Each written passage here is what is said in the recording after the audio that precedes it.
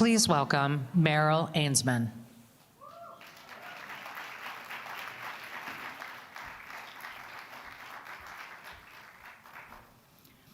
Good afternoon, everyone. My name is Meryl Ainsman. I'm a lifelong Pittsburgh resident, a Jewish community leader, and on October 27, 2018, I was a board chair at the Jewish Federation of Greater Pittsburgh. That was the date of the massacre at the Tree of Life Synagogue. For me, that day 6 years ago began with the sound of sirens and police cars zooming past my house. First one, then another one, and then another one. It was very frightening. And I turned to my husband and I said, there's something very serious that's going on. A few minutes later, there was a pounding at our door, which just seemed so bizarre after all of these police cars going by. And we answered the door, and there was a young man there who was very frantic, and he was wearing a kippah. Okay. The man was Shomer Shabbat, meaning he strictly observed the Sabbath, and he didn't have his phone, but he was on his way to meet his wife at Congregation Beth Shalom, which was a little bit past the Tree of Life. On his way, a police officer saw him. He was walking by the Tree of Life when the shooter was exiting the building and engaged in a gunfight in the parking lot with the police. That's the moment when he was walking by. The police shouted at him, just get away, go as far as you can. And he ran down Shady Avenue, which was the street we lived on, and lo and behold, he ended up at my door, pounding on the door. When he opened the door, he said, I need to call my wife. There's been a shooting at Tree of Life. And that's how we found out about the deadliest attack on a local Jewish community in American history, one that happened just very close to my home. 11 beautiful lives were cut short, and others were injured, simply for being Jewish and attending synagogue. Our community was shattered. On that day, I made a promise. Whenever, however, and wherever I could, I would do what was within my power to counter hate and anti-Semitism. I and my community would not hide.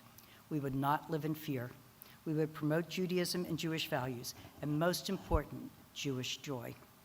And we have a lot of work ahead for us. Over the past year, we've seen an alarming rise in hate crimes and anti-Semitism across this country. And in this election, we are faced with a choice between two candidates who have radically different ideas on this issue. In the case of Donald Trump, we have someone who claimed that there were very fine people amongst the white supremacists in Charlottesville who chanted, Jews will not replace us, and killed a young woman. And just last week, we were horrified to read the comments by Trump's former chief of staff, General John Kelly, who described how Trump said he wanted to have the generals, the kind of generals that Hitler had.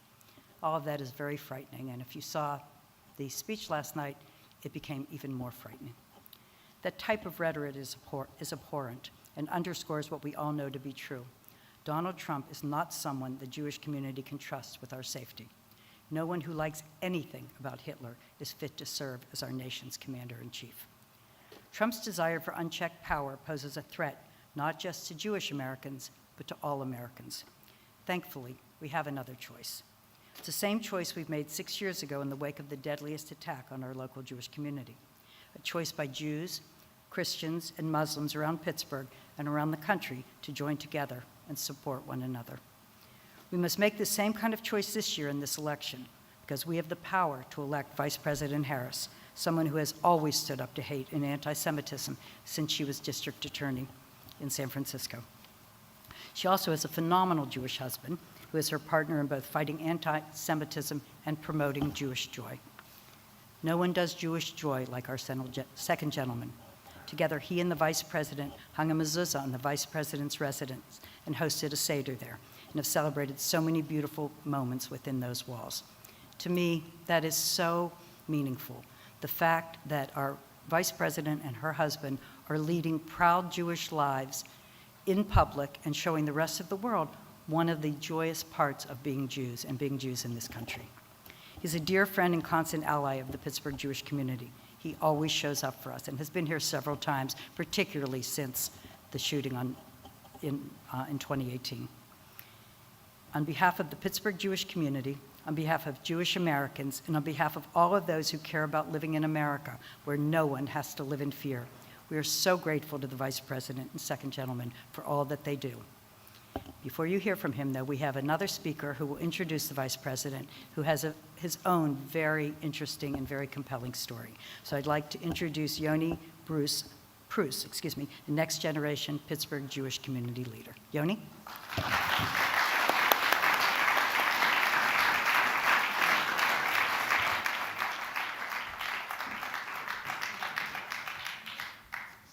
Good afternoon, everyone. My name is Yoni Prus. I'm a senior here at the University of Pittsburgh and currently serve as the president of our Student Coalition for Israel at Pitt, otherwise known as SCIP. I'm also involved with Hillel and Jewish student life at Pitt, and I'm a Jewish day school graduate. Like many of us, I come from a large American Jewish immigrant family with relatives who perished in the Holocaust and others who were able to flee the Nazis to South America and eventually the United States. As a descendant of Holocaust survivors, fighting anti-Semitism is personal to me. It's also personal to me as a college student who has witnessed and experienced anti-Semitism myself. On a Friday evening this past August, I was walking to Shabbat dinner at Hillel with a group of friends, 2 of whom were wearing kippot and Star of David necklaces, and they were physically assaulted for being visibly Jewish. Finally, fighting anti-Semitism is personal for me because, like many, I lost friends on October 7th. In Israel and have a friend still being held hostage, and I am determined to honor them. That's why, after I witnessed my college friends being attacked just for being who they are, I decided to start wearing a kippah every day because I wanted to show the world who I am, that I am Jewish, I am unafraid, and I will not be silenced.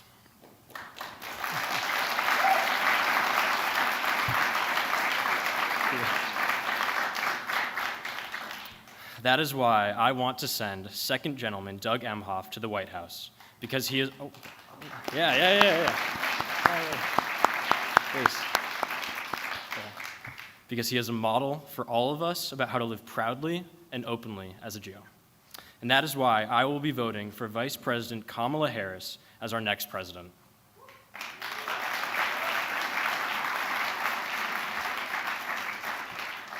Throughout her entire career as a prosecutor, a senator, and as vice president, Kamala Harris has stood up to hate and anti-Semitism. That's why she and Second Gentleman Emhoff developed our nation's very first national strategy to counter anti-Semitism. They have always stood up for what is right, for Jewish Americans and for all Americans, and they will continue to do so as President and First Gentleman of the United States. And now, please welcome the Second Gentleman of the United States, Doug Emhoff.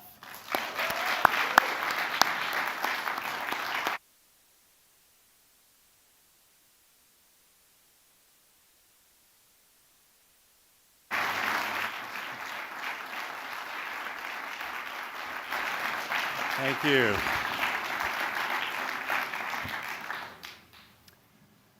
Thank you all. Thank you, Merrill. Thank you, Yanni. And thank you, Pittsburgh. You've welcomed me many times to mourn, to remember, and to rededicate ourselves to living proudly as Jews. Thank you for opening your doors and your arms once again at this critical moment. We have 1 week to go. 1 week to turn the page, chart a new way forward, and elect my wife, Kamala Harris, as President of the United States.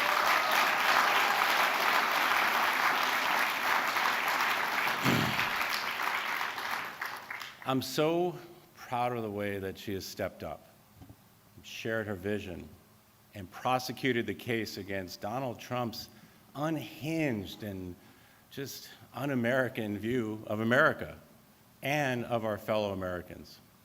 And Kamala brings both joy and toughness to everything that she does.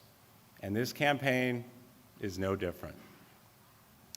Yesterday, we marked the anniversary of the deadliest anti-Semitic attack in American history, a massacre at Shabbat services not far from where we are right now. And 1 year after the October 7th Hamas terrorist attacks against Israel, we are all still reeling. So I want to talk about how we feel when we wake up and walk through the world and stare at the ceiling at night. It's an uncomfortable and unsettling time to be Jewish. These are hard days. But there is a pride in our people, but also a deep sense of insecurity. Like you, I know people who think twice about wearing a kippah or a Star of David publicly. Parents who are worried sick about their kids' safety on college campuses. Young people who aren't just afraid that they're going to grow up with fewer rights than their grandparents, but who are being targeted for being Jewish in ways that we thought only happened in our grandparents' time. Everywhere I go, people tell me they are also feeling something else, loneliness. In the rooms where you used to feel safe, you no longer feel welcome. And it didn't always feel this lonely to be Jewish in America. Like many of you, my family came to this country to escape these very fears. To feel this way in 2024, it's disorienting, it's disconcerting. But I'll tell you one place that I've never felt that, where I've actually felt the opposite, and that's in the home I share with Kamala Harris. Thank you.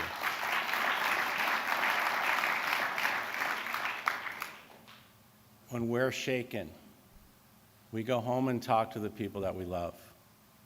So after Charlottesville, after the Tree of Life, after October 7th, the person that I turned to and talked to was my wife.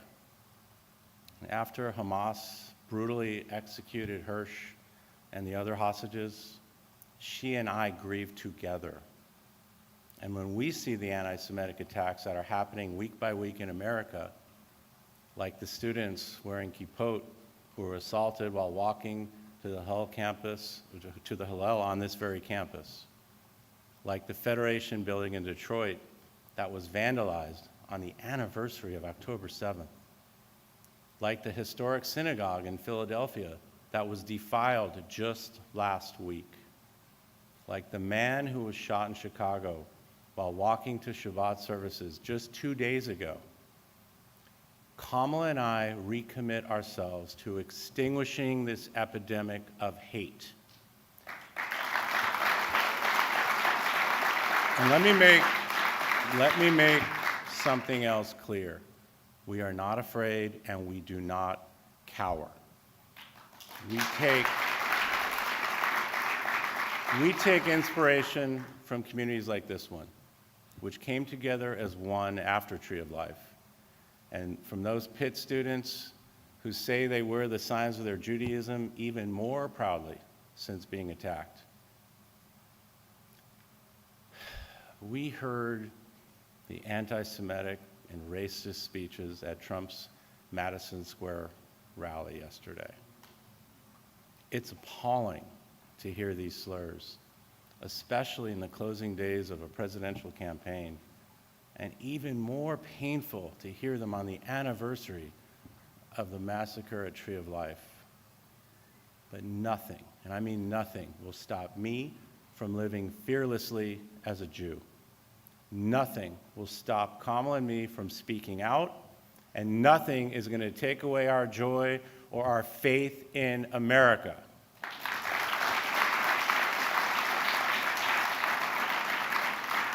Kamala is someone whose conviction and compassion is driven by empathy as well as experience. She hears the stories of people who practice a different faith, and especially those who are targeted because of it, and she comes away with a sense of personal responsibility. And she knows how deeply our community has been re-traumatized about our fears about the future. So let me make this clear. This is not just a footnote in her agenda. Bringing us together, defending those who are wronged, disparaged, and excluded is the essence of her life and her leadership. And that is what we need in the Oval Office, isn't it?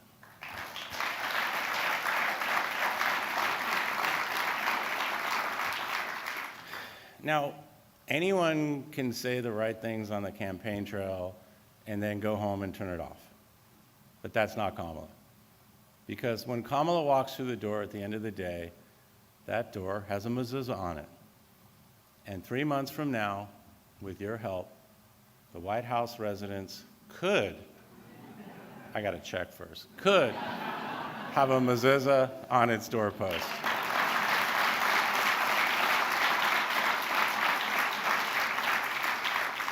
Now, let me be direct and answer the question that Jews have asked for generations. Yes, she feels it in her gut.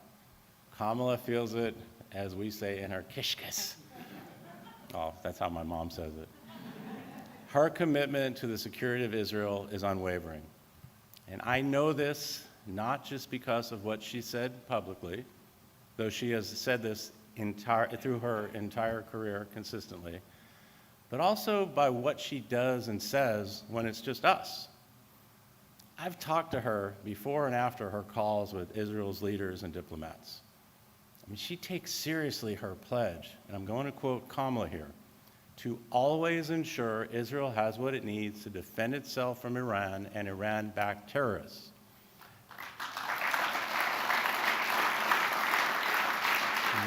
Those are her words.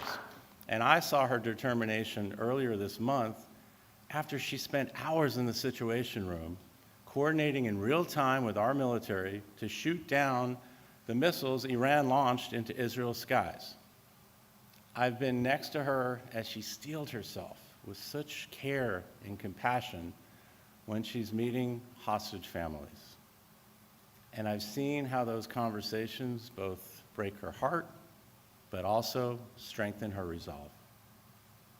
I know what's in her soul. She feels what you and I and Jews across America are feeling today. She gets it. And to tell you the truth, it's not just because she married a nice Jewish boy. To be honest, she's been working on a lot of these issues longer than I have. Growing up, she collected donations in those iconic blue and white tzedakah boxes to plant trees in Israel. As district attorney of San Francisco, she prosecuted anti-Semitic attacks as hate crimes. As Attorney General of California, she published an annual report on hate crimes. As a United States Senator, the first resolution she passed, the very first, was to speak out against anti-Semitism. Throughout her career, Kamala has strengthened the bonds between the United States and Israel, between the Israeli people and the American people. And she knows those bonds must remain strong regardless of which administration or leader is in power. Over the last year, Kamala has worked every day to bring the hostages home and for a ceasefire, to protect innocent civilians in Gaza and make sure aid gets to those in need, and for a reality in which Israel is secure and Palestinians know the dignity, freedom, and self-determination that they deserve. Throughout her career, Kamala has been crystal clear in pledging, and again, I'm going to use her words here, to always work to ensure the safety and security of the Jewish people here and around the world, and to support the existence of a secure, democratic homeland for the Jewish people. These are her words.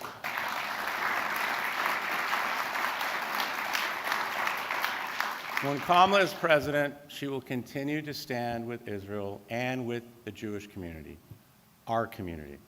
She will reject anti-Semitic hate and the notion that Israel does not have the right to exist. She rejects that.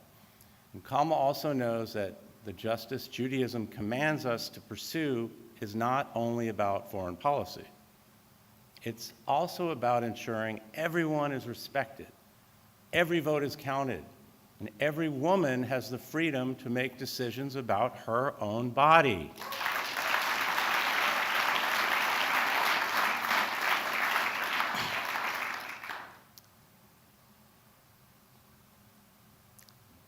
Like some of you, I've walked along the train tracks that led into, but not out of Auschwitz. I've spoken to Holocaust survivors who hear in the present day propaganda and intolerance the echoes of the 1930s and warned us what was heading for America. Last year, I met with a survivor who escaped to present-day Ukraine from Germany during the Holocaust, but who has now been forced in her advanced age to escape to Germany from Ukraine. And I went with Kamala to visit Yad Vashem. Before we left, Kamala wrote a note to share how devastated she was by, as she put it, the silent testimonials of those who perished in the Shoah. Kamala hears the silence of those we lost. She hears the silence of those who looked the other way. And she was the one who urged me to use my voice. And that is why I've used this role as Second Gentleman to do the work of fighting anti-Semitism. That's right. It was Kamala who encouraged me to take up this mission as Second Gentleman. And I am so proud and honored to have helped the President and Vice President establish the first ever national strategy to counter anti-Semitism, which mobilizes the full force of the federal government to protect Jewish communities.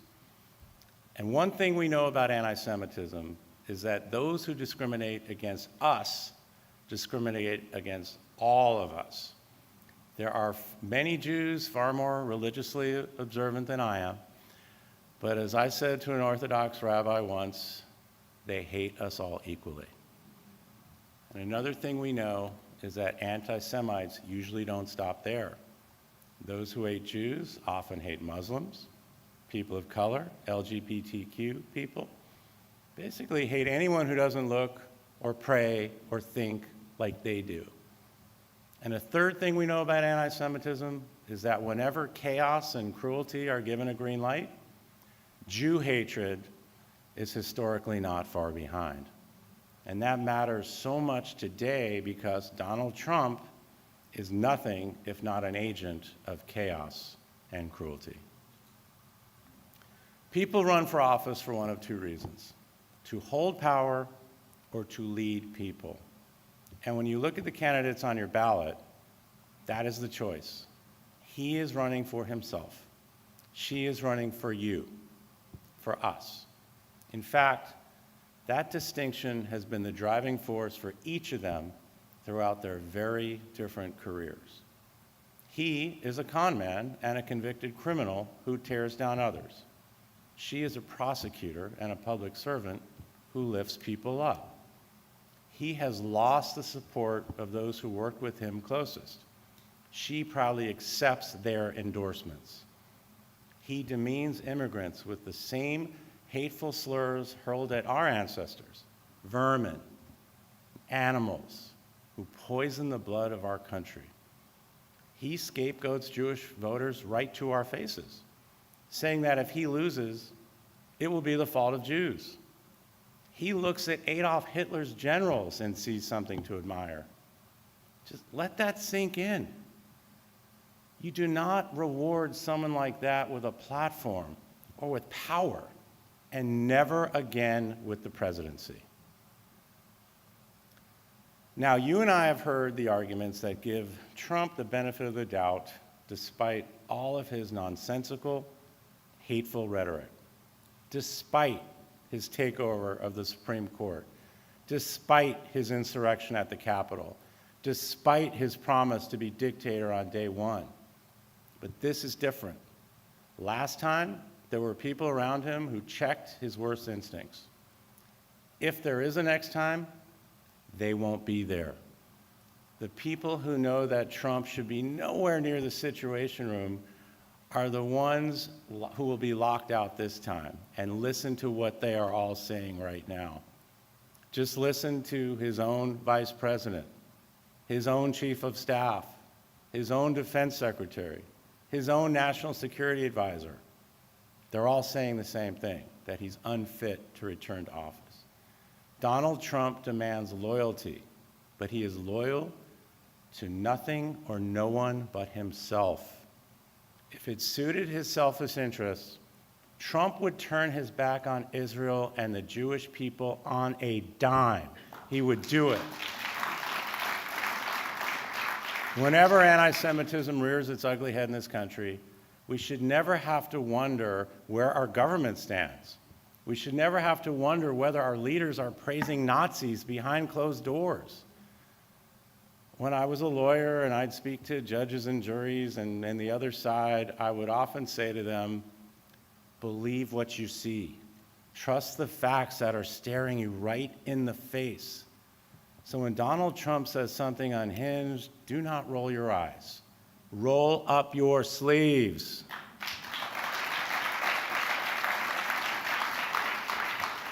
Let me finish where I started. This has been a heartbreaking year to be a Jew in America. The question is, will next year be even harder for us and for Americans of every background, for all of us who believe in freedom? And that answer is in our hands. The answer is on our ballots. And how many times have you read our history and asked, what were they thinking? Why didn't they stop it? Why didn't they act? And embedded in that question is this truth. We actually have a choice right now. And there's a fire in this country. We either pour water on it or we pour gasoline on it. Which is it going to be? That's the choice every one of us faces right now. Because fighting anti-Semitism and all forms of hate is a responsibility of every American. Kamala and I planted a pomegranate tree at the Vice President's residence this past October 7th. It commemorates both the pain and perseverance of the Jewish people. We pray that this symbol of hope will grow into a tree of life, reflecting the resilience of the congregation here in Pittsburgh of the same name. Our Proverbs liken the Torah to a tree of life, but there's an important condition attached. The full verse says it's a tree of life for those who hold fast to it. In other words, it's only a source of goodness if you choose to honor it. And that's the story of America too. Our Constitution only works if we choose to respect the rule of law. Our democracy only works if we choose to respect one another and if we elect leaders who serve us rather than serve themselves. As Ben Franklin famously said here in Pennsylvania, it's only a republic if we can keep it. So this is the most important election of our lifetimes. And as Kamala says, the most important election in our nation's lifetime. We're being asked whether we will protect America's promise as a welcoming society for Jews and for everyone, a nation where no one ever feels attacked or alone. There's only one candidate in this race who will bring us closer to that reality. In your gut, in your kishkas, you know that's true. And you know what we need to do to elect her as our next president.